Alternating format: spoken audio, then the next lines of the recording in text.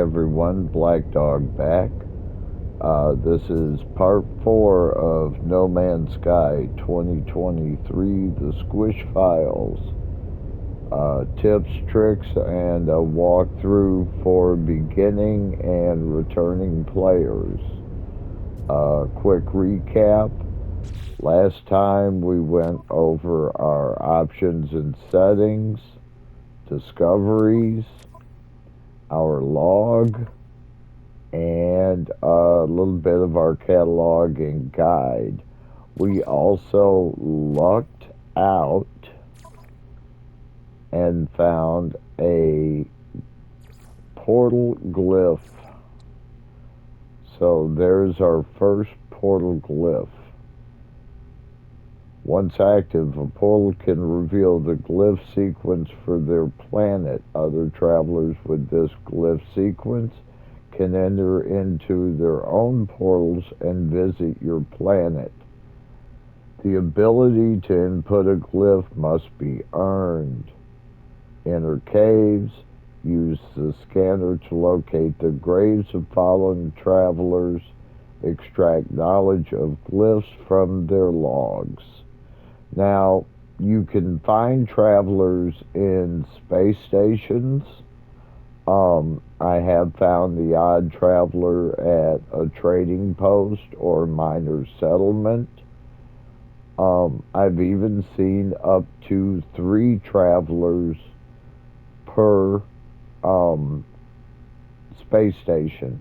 Now, as I said, you get all 16 of these glyphs as you complete the main storyline. Okay?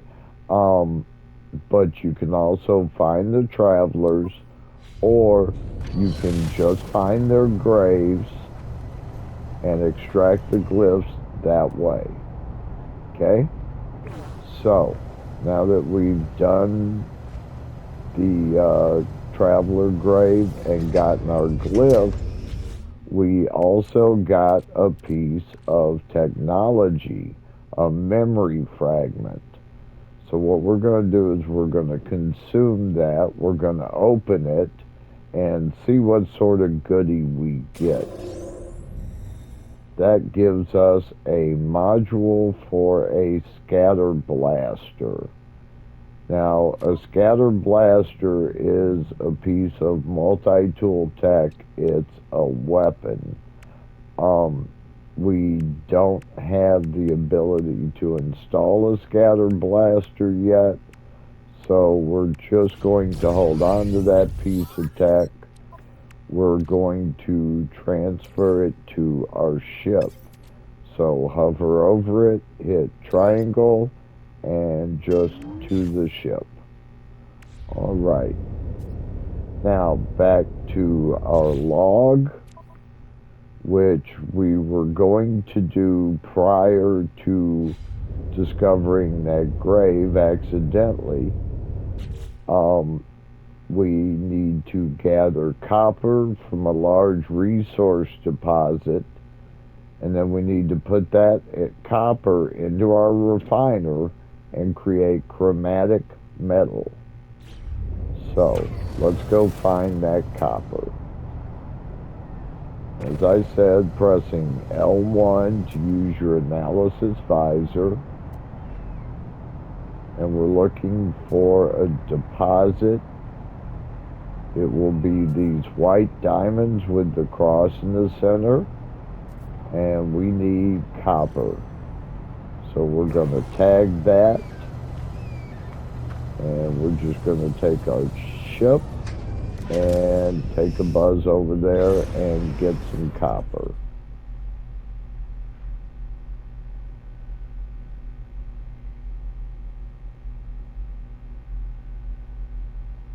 Alright, so what I'm going to do is I'm going to land just right here, not on the copper, but close to it.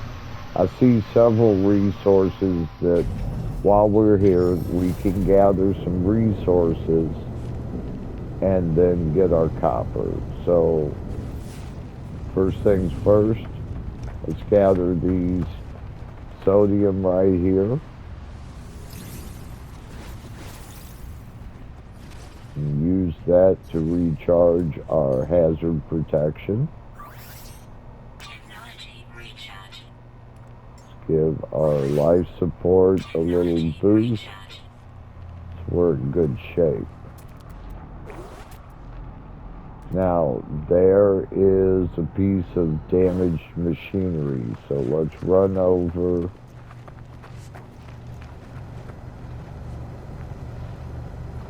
Let's take a look at that because we can touch on something we touched on a little earlier.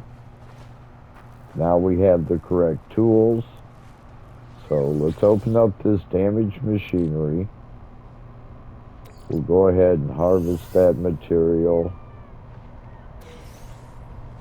And that gave us nanites. Now, you can see it without your visor, or you can tag it with your visor. Next to each damaged machinery is going to be a buried technology module. Now, we ran across one of these in our first or second video, and it was above ground. Generally, they're buried, and we have to dig them out. And next to each damaged machinery is going to be a technology module. And you want all of those that you can gather, because technology modules are what you exchange for blueprints in the public area called the anomaly, which we will get to. For right now, every time that you see a buried technology module, go ahead and dig it up. So we're going to use our terrain manipulator, dig a hole in the ground, and dig out this technology module. And we get a salvage data. Salvage data is exchanged for technological and building blueprints. There's another damage module. With your analysis visor, if you'll click your right stick, your L3 in, or R3, I apologize, your right stick, it acts as a zoom. We can see there's another technology module 138U away. With it is some more damaged machinery. Beyond that, at 324U is another one. Now, if you want, you can just run and dig both of those. We're not going to run the resources for it right now, as there are several other things I want to show you. So let's go back to our analysis visor. Do some scanning while we're looking around. There's phosphorus. There's our copper. So let's go ahead and tag it. While we're here using our mining laser or mining beam, go ahead, harvest some materials. Some carbon. Oh, we need advanced lasers for these bigger rocks. Before you scan one, or before you harvest one, if you haven't scanned it, scan it. That way you get both the primary and secondary element, as well as the unit and the nanites for uploading.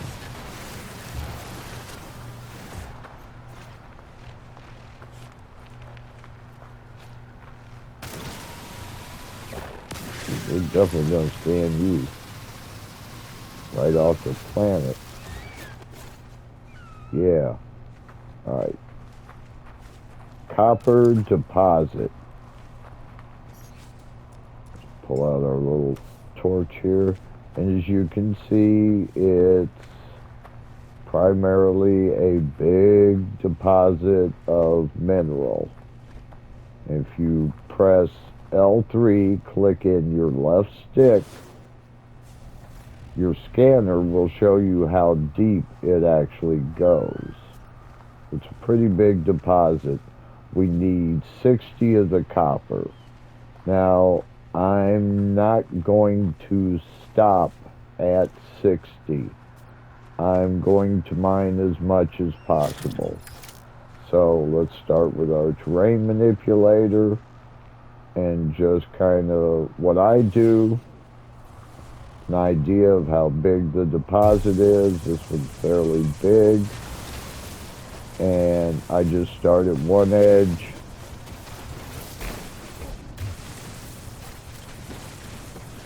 As you can see, all these little pixel squares, those are copper.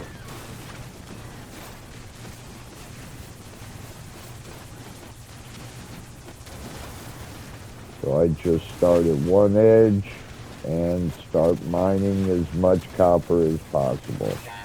I'll also take the silicate powder that comes with it, and there's two very good reasons for that. The first is silicate powder is used to make concrete parts for your base. So you will need silicate powder. The second is to charge your terrain manipulator. You can use several items, ferrite dust, pure ferrite, magnetized ferrite, but we use those for other items. You can charge it with silicon powder, which means you can charge your terrain manipulator with the very item that you dig up.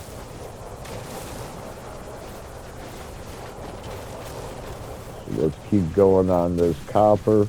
Now, the log says we need 60 copper. Again, I will tell you, mine the entire deposit. You will need more copper eventually. This game is a hoarder's dream. Hoard away. All the resources that you can gather, the better off you will be in the long run. Storage prior to 4.0 could be a little bit of an issue. Post 4.0, we have plenty of storage. So no excuses there. As you can see, there's a little bit of copper, kind of, that I didn't mine, but the primary amount is gone. Alright, so let's take a quick look around, see if there's anything super close. There's a cargo drop we can run and get, and right there is a phosphorus deposit. So let's get this cargo drop, and then we'll mine a little phosphorus.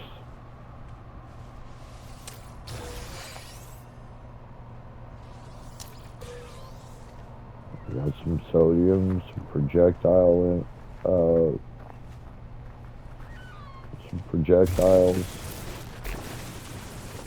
Go ahead and take a little phosphorus here.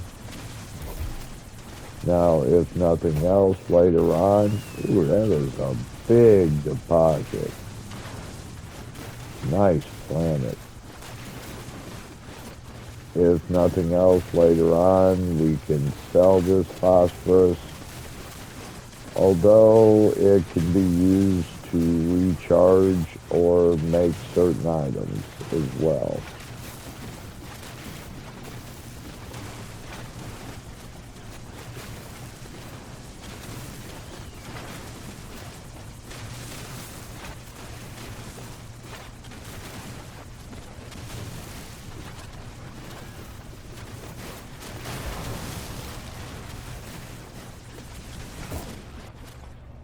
Alrighty.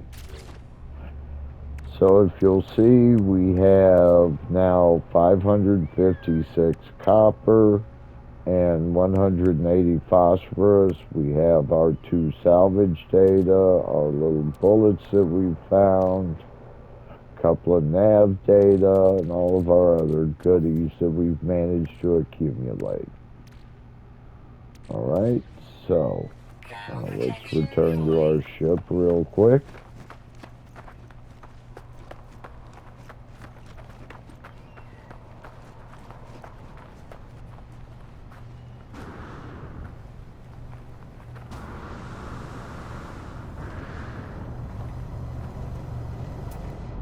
One more quick look around, see if there's anything really super close. There's a knowledge stone, more buried tech, there's a damaged machinery, but we're gonna go ahead and get back to our log. Establish a base, collect chromatic metal, use the terrain manipulator to mine copper from large resource deposits. We've done that. Now we need to refine the copper in a portable refiner to create chromatic metal. So what we're going to do is press up on our D-pad, bring up our portable refiner and place it on the ground. And we're going to open it, and we're going to go to input. And on input, we're going to click X, and we're going to press down on the D-pad on our inventory until we find copper. Now, I'm going to go ahead and just do half of the copper. So to do half, I'm going to press X to transfer, and then I'm going to press square to quick split it in half. That means half will go into the refiner to be converted into chromatic metal, of which we need 30. You can see on the lower right corner. And half of the copper will remain in my suit inventory. So let's input the copper. And we need to charge the refiner. So that means we need to add fuel to the motor. We can use regular carbon or condensed carbon. I'm going to go ahead and use the regular carbon, as the condensed carbon has to be refined from regular carbon in the refiner. So I just use regular carbon for the portable refiner fuel. Okay, so I have the copper in, the inverter is charged with carbon, and over here we're just going to press begin. And as you can see, in 45 seconds we will have 139 chromatic metal. It's using 2 copper to make 1 chromatic metal. You can see next to the copper there's a 2-to-1 ratio. So 2 copper equals 1 chromatic metal in your refiner. We only need 30, but we're gonna have 139.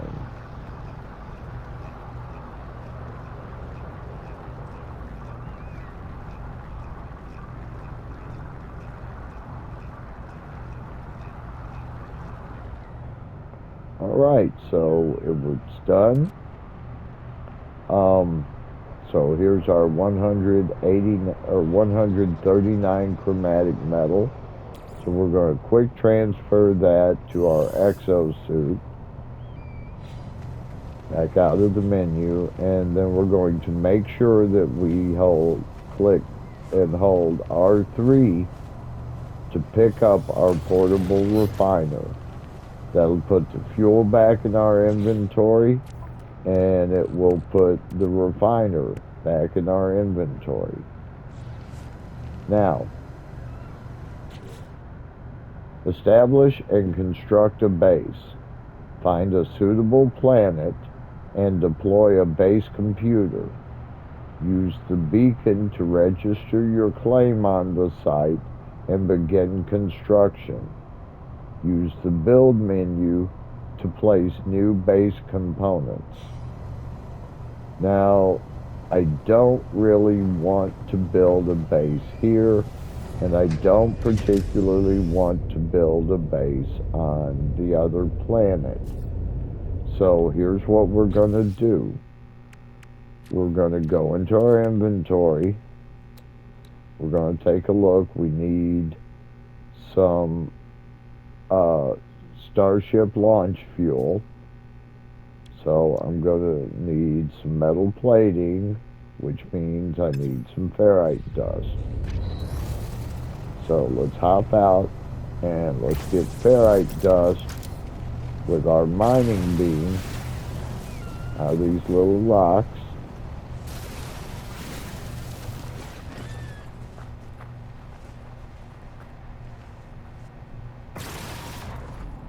Remember, before we destroy it, to scan it so that we get all the elements and the credits.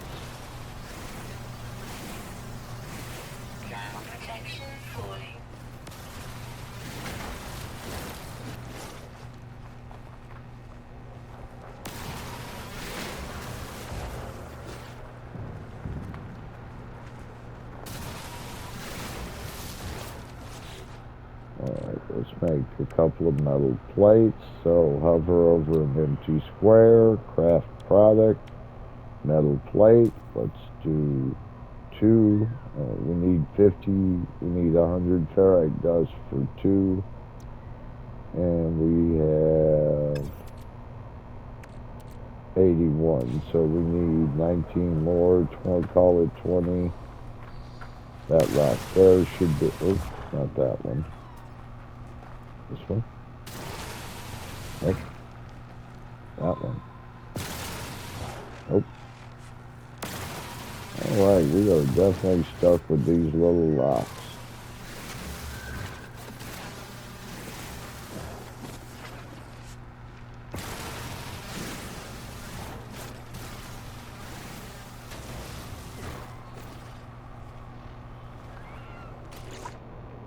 Alright, so we're going to make a couple of metal plates.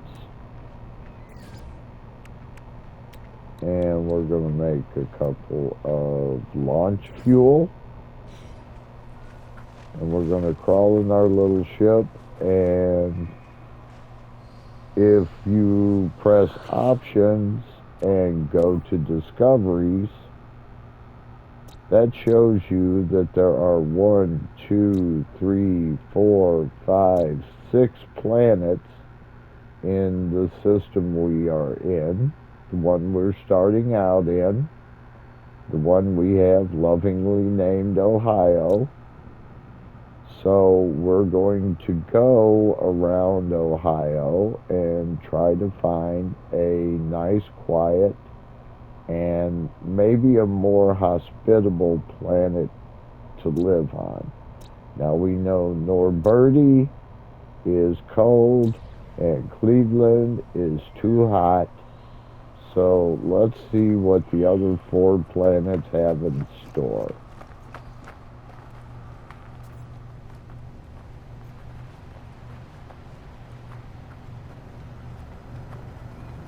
We're going to hop in our little ship, the Radiant Pillar.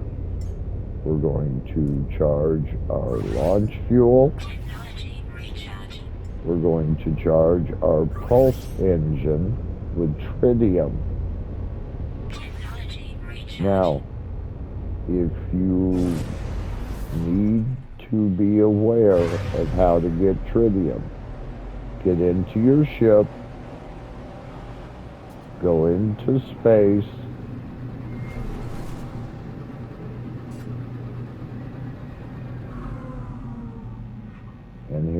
are. The nice, calm vacuum of space. And these are asteroids. And I'm sure that especially some of you older gamers are familiar with the game of asteroids, where you take your little ship and you blow up all the asteroids.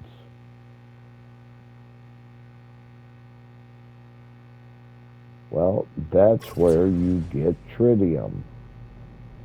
So you focus your cursor on the asteroid and you shoot it.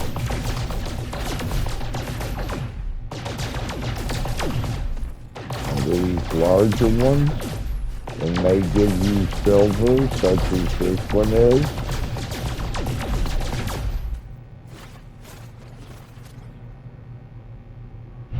Might also give you gold.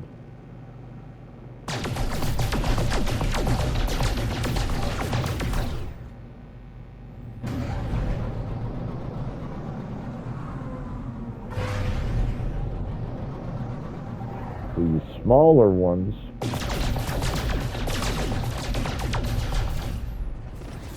give you tritium.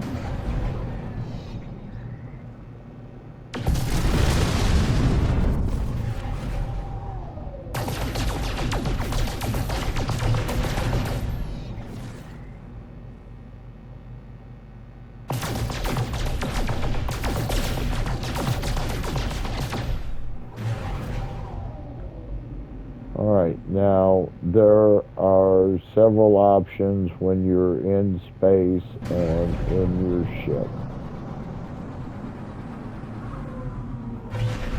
And this is hard to describe. If you're unaware, it's a three-dimensional experience. You travel forwards, you travel backwards, you can travel up, down, left, right, or anywhere in between.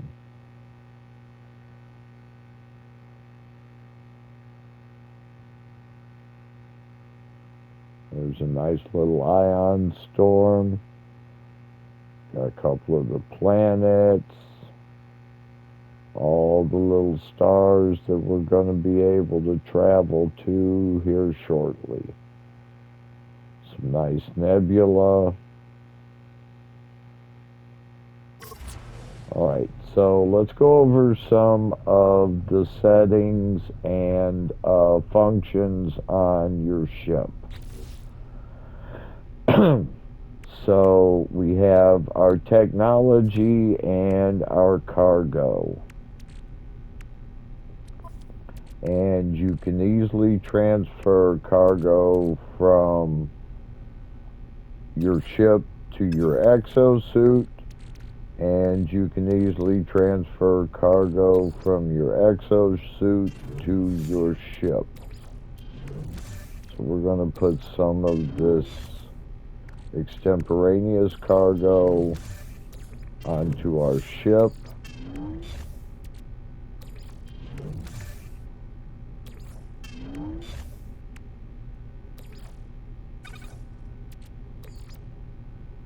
So that we're a wee bit more organized. Alright. Now, so we have our photon cannon, which is our beginning weapon, a rocket launcher, which is a secondary weapon, our shielding, our pulse engine, and our launch thruster. So I fly in first person. If you press down on the D-pad and go all the way to the left, You have your byte beat library, which we'll get to. Your switch starship view so that you can fly in third person if you desire. Now again, I fly in first person. There is no wrong way to fly. You can fly any way you desire. It does not matter. What matters is your comfort level. I have a reason for flying in first person, and I'll show you really quickly. I'll switch back.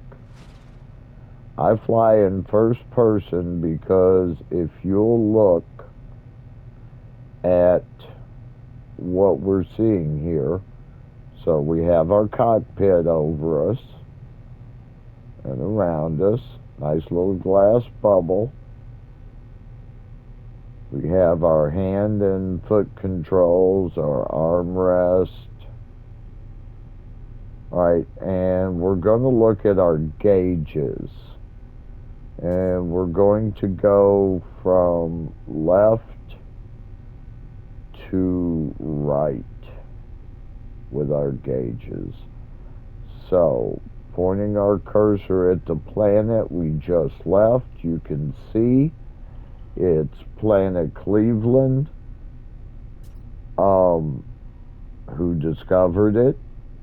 Under that, how far away from the planet's surface I am, which is 17,300 plus U. At the speed I am going, it will take me 1 minute and 34 seconds to get to the planet's surface. And then we list the planet type and its resources. So it's a boiling planet. Naturally, that suggests a hot planet. It has selenium, copper, phosphorus, and cobalt. Now, the cobalt especially, we want to come back to here shortly. Right now, we're looking for a base. And cobalt can be found almost anywhere. So, back to our gauges. From the left to the right, the farthest left gauge shows the planet that we're pointed at, which is Cleveland. My name, Black Dog 03, and the distance from Cleveland, 17,240 plus U now.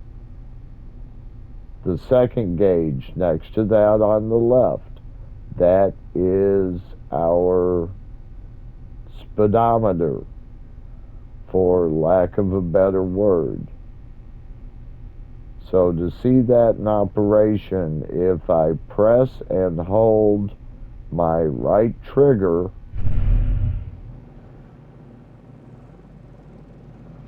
then you can see that I am flying forward at 366 U. That is our flank speed, our close orbit speed. If I press and hold 0, that engages our boost. And now we can see our boost speed is 2,678 U per second. And if I hold my R1 and L1 together, that engages our pulse drive, which is basically the quickest way to travel from planet to planet.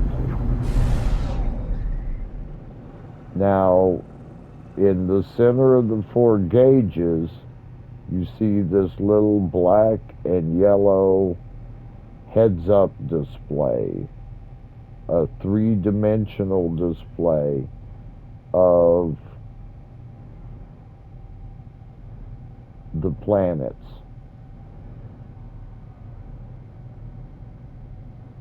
And the reason that I fly in first person is, let's say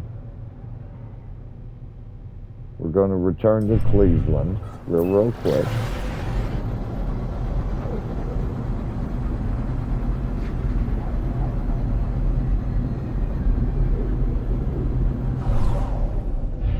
We're just going to fly behind the planet here.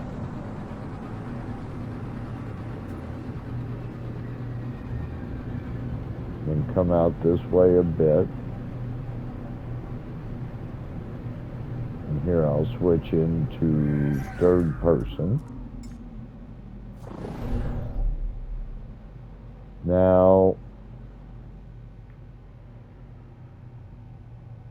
if I'm looking right here, I see Cleveland. See another planet here, that's 2. One above that, that's 3. And below Cleveland, I see 4.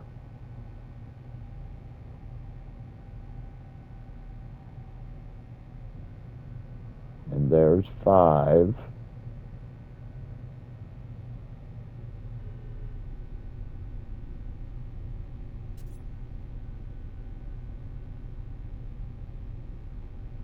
But wait a minute, you say there's 6 planets in the system. Where's number 6? If I press my options and go to discoveries, there are clearly 6. Yet in third person, I can only see 5. In first person, and this is the reason why, I can see all of them, even the ones that are hidden behind the larger planet, or they may be hidden within an asteroid belt or rings. So that's what our little heads-up display does. So the triangle in the center, that's you. The lines radiating out from the triangle at angles left and right, and then into an arc above, that is your field of view. And then the concentric circular at the bottom around your bubble, that is your distance.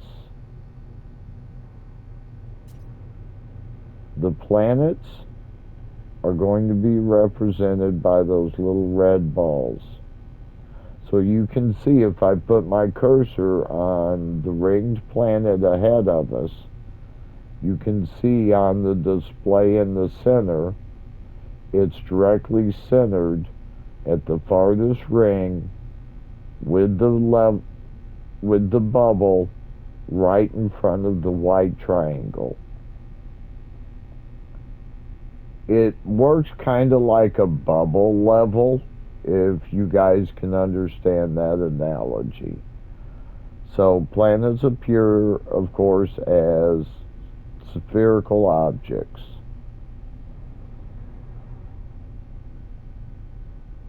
That white diamond is the space station. We're not going to go to the space station just yet. That'll come up in our log. What we're looking for is a suitable planet.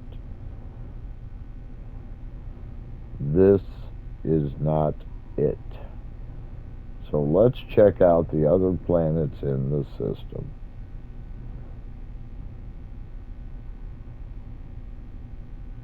So if you'll focus your cursor in front of the planet, it'll say unknown. And you can see it's right there in the middle of our bubble. To the right of our bubble, a heads-up display is a representation of our ship and its name. Below that is the shield status. And to the right of the ship display is our weapon display. It's showing that we have the photon cannon and its heat damage. So as you can see, if I fire the photon cannon, you can see the heat going up. You can also see that in the upper right-hand corner. It says photon cannon and then thermal load percentage.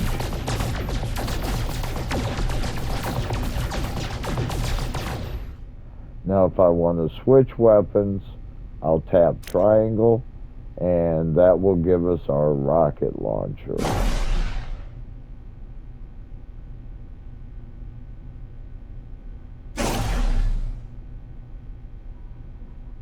As you can see, the rocket launcher goes into thermal load immediately after one launch. And it takes a long time to recover.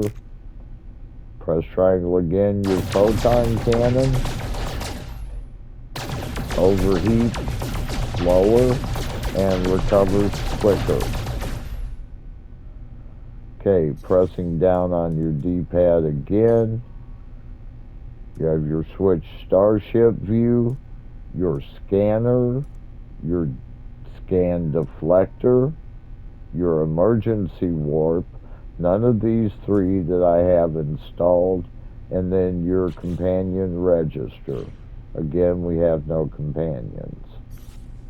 You have your summon for your freighter or your squadron. We don't have either of those yet. To the right of that, down on your D-pad, you have recharge equipment.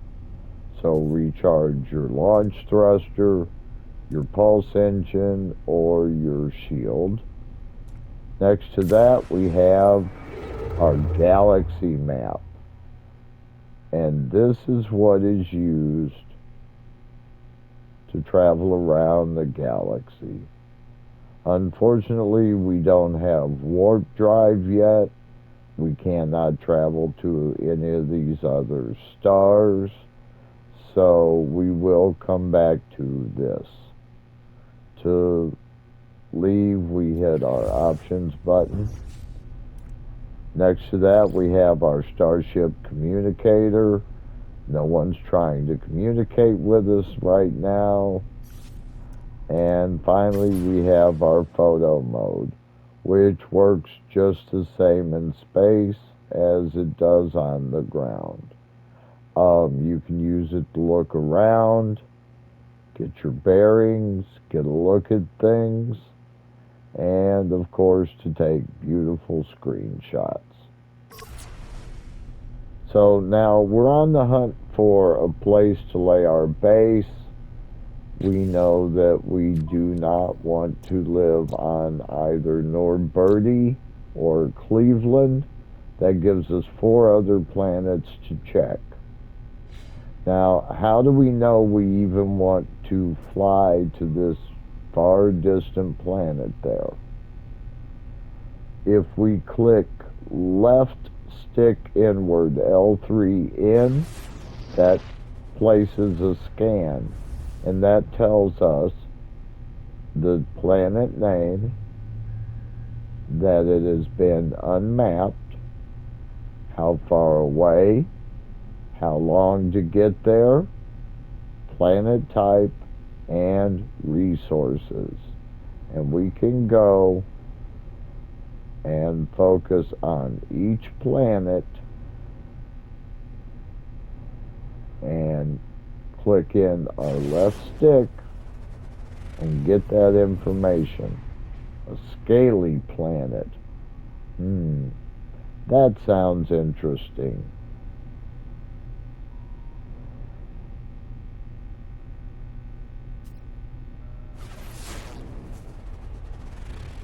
A paradise planet. Well, that sounds better than something scaly. Mofda Delta. So we're going to choose Paradise Planet to lay our base on. Just real quick, we'll scan this other ringed planet and see what type it is. Now, your scanner, if you put your scanner on it and scan it, you'll get that info. If your cursor is not on there, when you scan, you'll get nothing. So put your cursor, oh, that's nice, that's new. Alright, let me retract my last statement. When you scan empty space, it obviously tells you where nearby resources are.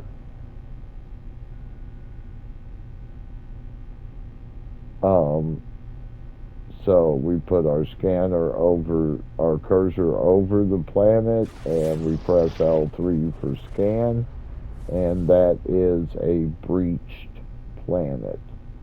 I don't know what's breached it, but we're going to go settle on that nice paradise planet right there.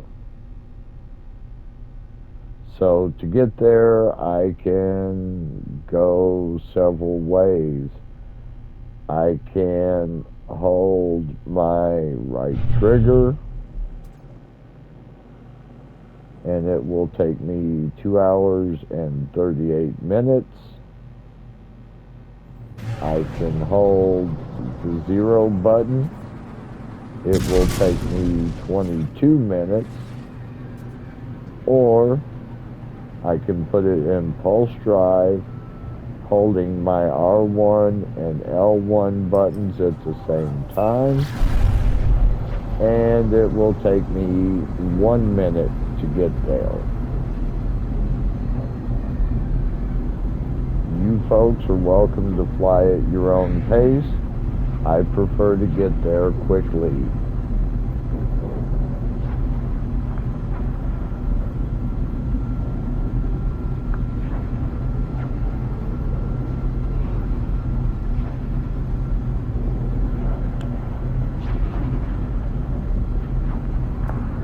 I don't know about you guys, I'm excited.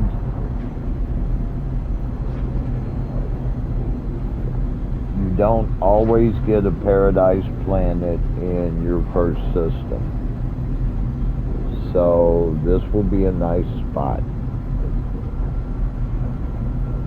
By the way, paradise planets, no storms. No storms. Very few dangers, and plenty of resources. And oh man, does this look nice. Oh, folks, did we luck out. Oh man, let's take a look at this. Let's go into photo mode so we can still things and take a look here. Oh man, did we luck out. Oh, look at that. That is beautiful. Isn't that gorgeous? Here, let me give you guys the glyphs. For those players that are watching that have all the glyphs, this is in Euclid. You're welcome to come, grab a slice. This looks gorgeous. Folks, we have scored an Earth-like paradise world on our first run. That's just amazing. So let's fly around a little bit, see if we can find a nice place. Oh man, this looks all so promising.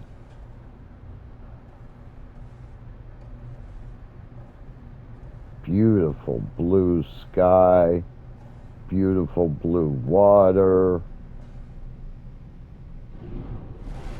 Looks like we've got some nice trees and plants. Oh man. Alright, so flying low over the ground. A little trick that we learned kind of early on. Pick a direction. So I'm going to pick south. And as I slowly fly, I'm going to click left stick and hit my scanner. And look there. Unknown building. So let's go to that. Ooh, man. You know what? Here's what we're going to do. We're going to fly to this unknown building real quick. And see what it is.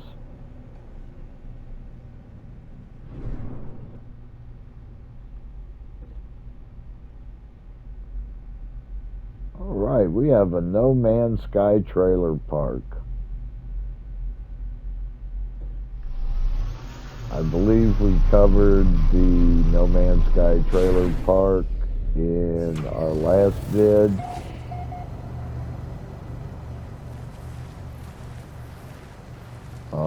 This is going to make a great first base, folks. Oh, this is just gorgeous. Let's go into camera mode. Take a good hard look around.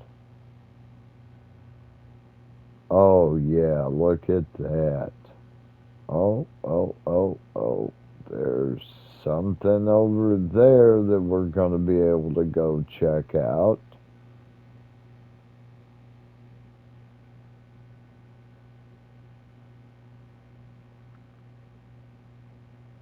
We've got the water nearby. We've got a nice cave. We have a good No Man's Sky trailer park. Looks like we have plenty of resources. And we have what is easily one of the prettiest planets that I have seen in 2,000 hours of this game. This is definitely a beautiful world. This is definitely within my top 5 ever. Oh, I'm so excited. Oh, yay. Thank you, RNG.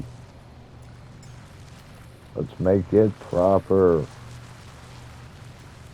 Thank you, RNG. Yes. All right. Let's see what we got here.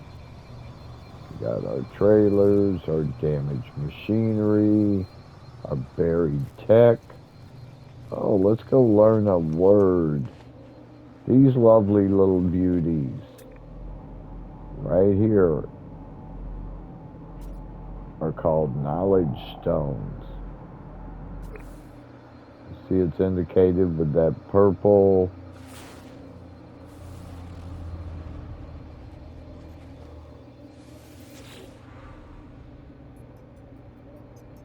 Terpank, terpank, terpank, yig, yig, yig. Oh boy. The stone resonates, producing a sound that fills my mind. A vision begins to take shape. I see 2 large aliens locked in combat. Eventually, one triumphs, leaving their victim to bleed to death. With their last of their strength, the vanquished alien gestures towards me. Accept knowledge. The name Viking floats in my vision, an echo of the strange vision I just experienced. A word in this alien tongue is seared into my brain. And we have learned the Viking word for Viking. All right. Again, beautiful, beautiful, beautiful. The base computer claims a site for construction. Find a suitable area. I believe we have done that. And deploy the base computer. Access the build menu by pressing up on the D-pad. And there is our base computer. We have our 30 chromatic metal. So we are going to place it down. Habitable base. So we press square to interact. Searching cartographic archives. Universal Archive search reveals no prior claims. Test confirms site suitable for construction. Claim site? Yes. Claim base.